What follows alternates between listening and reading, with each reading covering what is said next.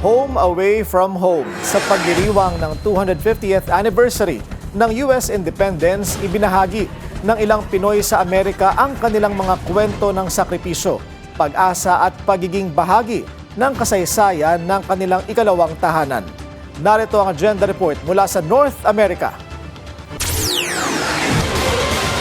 Mga kwentong humuhubog sa North America, mga boses ng Filipino-American community, mga balitang nag-uugnay sa ating lahat. Ako po si Henny Espinosa at ito ang Agenda North America.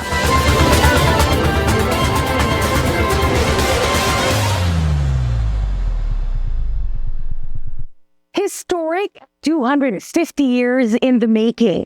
Ipinagdiriwang ng Amerika ang ika-250th anniversary ng kalayaan nito at pinangunahan ni President Donald Trump ang selebrasyon sa Washington, D.C. Pinagsama ang makasaysayang milestone ng bansa at ng kanyang sariling political messaging. Sa dagundong ng fighter jets at ingranding fireworks display, ipinagdiwang ng Amerika ang ika-250th anniversary ng kalayaan nito. Ngunit ilang sandali bago magsimula ang programa, pansamantalang pinalikas ang mga taong nagtipon sa National Mall sa Washington, D.C. dahil sa banta ng masamang panahon. Matapos humupa ang ulan, itinuloy ang makasaysayang selebrasyon sa pangunguna ni President Donald Trump. Sa kanyang Independence Day address, ipinagmalaki ni Trump ang mga nagawa ng kanyang administrasyon at muling iginiit ang kanyang America First message. For 2.5 centuries, our American Republic has stood as the crowning achievement of human history. This country is the home of freedom. This is the land of liberty. And this is a flag that's the banner of the most extraordinary, most exceptional, most incredible nation ever to exist on the face of the earth. And we're doing better now than we've ever done before. Sinabi rin niyang America will never be a communist country at nagbabala na ang mga hindi sumusunod sa mga prinsipyo ng Amerika ay maaaring ma-exile mula sa bansa. And all these talks from the communists, they haven't got a chance. Not even a chance. We don't want communists in our country. Maliban sa ingranding selebrasyon sa nation's capital, ipinagdiwang din ang Independence Day sa mga maliliit na komunidad sa buong Amerika. Sa isang parada sa Piedmont, California, nakisaya ang mga pamilya, veterano at mga immigrant na matagal nang itinuturing ang Estados Unidos bilang kanilang tahanan. Laking Piedmont ang Phil-Am Broadway performer na si Kay Sibal. Mas malalim ang kahulugan ng Independence Day sa kanya. As much as it is a celebration, it also really is an important time to continue to push for change and to celebrate and support disenfranchised people, immigrants especially, and Filipinos were some of the first immigrants from Asia to come to this country, and we're still in a place where we're not really seeing equality for like a lot of different groups. Aminado si Sibal na sa political climate ngayon, nanganganib ang mga karapatan ng mga immigrant, kung kaya't nananawagan siya sa kanyang mga kababayan na itaas ang kanilang boses dahil malaking parte sila sa kaunlaran ng Amerika. Now is a great time for our community to continue to step up. I think we've done a great job, and also I think it's a great time for people outside of our community to be being allies, really strong allies for us, because isang bagsak, right? We're all in this together. We all, once we work together and put our powers together, we're able to continue to create even more change. 250 taon matapos ipaglaban ng kalayaan ito, patuloy na hinuhubog ang kwento ng Amerika. Hindi lamang ng mga leader nito, kundi ng milyon-milyong mamamayan at immigrant na araw-araw nag-aambag sa kinabukasan ng bansa. Habang ginugunita ng Amerika ang kasaysayan nito, naghahanda rin ito ng mensahe para sa susunod na henerasyon.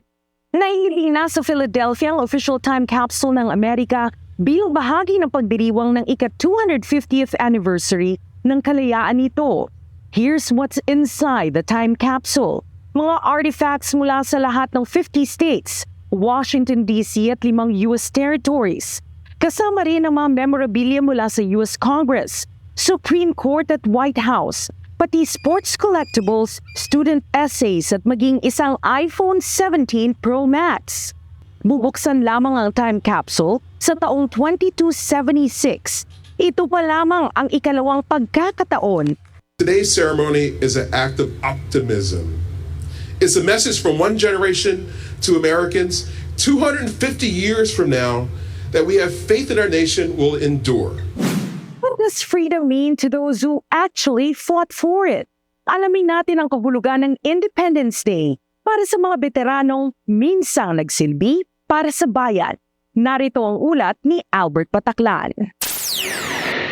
Sa likod ng maranyang selebrasyon para sa 250th anniversary ng US Independence, may kanya-kanyang kwento ang mga Pilipinong nagtatanggol sa kalayaang ito bilang mga miyembro ng US Armed Forces. Para sa magkapatid na sina Abner at Tony De Leon na taga-California, ang makasaysayang yugtong ito ay nagdadala ng malalim at personal na refleksyon ng kanilang serbisyo sa Amerika. Nakaranas si Abner ng discrimination mula mismo sa kanyang dating boss. I experienced discrimination. He was calling me immigrant. Every time I make a mistake, actually he was throwing some papers in my head. But then I realized that Navy is not just a job, really. A great an opportunity for me to achieve my dream, and actually more than what I had dreamed for, really.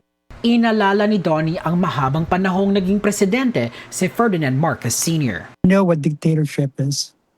That's why I'm very idealistic when I came here as an immigrant in the United States.